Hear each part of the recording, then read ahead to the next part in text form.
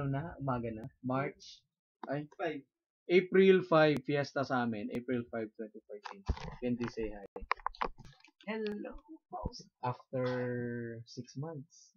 Kasi nung nag-inuman tayo dito, last day niya rin eh. Mark, last day niyo. Last day. Oh, Mark.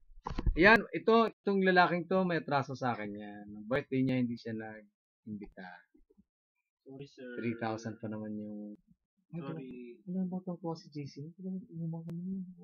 Pati yung gift mo sa kanya ko binigay. Sa inis ko sa'yo. Anong bench yun? Bench na... Yung fit. Yung mahilig ka sa fit, di ba? Nakita kita. Yung dyan lang sa market ng Mark. Alam mo anong kulay nun? Favorite color ko, purple. Saan? Si JC, di ba muscle man yan? Sir, sabi niya. Ako. Kaya ito sa graduation ha, pag hindi ka pa nagparamdam sa graduation, sabi ni Candy, bahala ka. Teacher mo pa ako next time sa PATS, bahala ka. Sorry na, sir. Kiss mo si Candy, hindi yung picture. Mark, it's easy to say sorry, pero yung, paano yung Sorry sincere? talaga, sir. Hindi, paano yung sincere? Paano yung sincere sorry?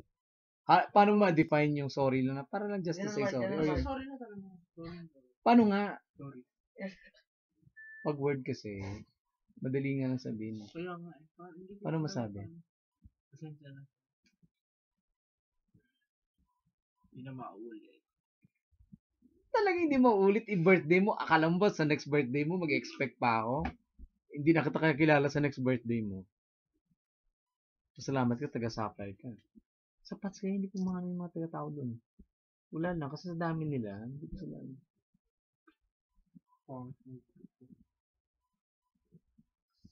Stop muna natin, tingnan natin kung ano, Mark, kung tingnan natin ha, kung ano siya, nakuha siya, na-capture.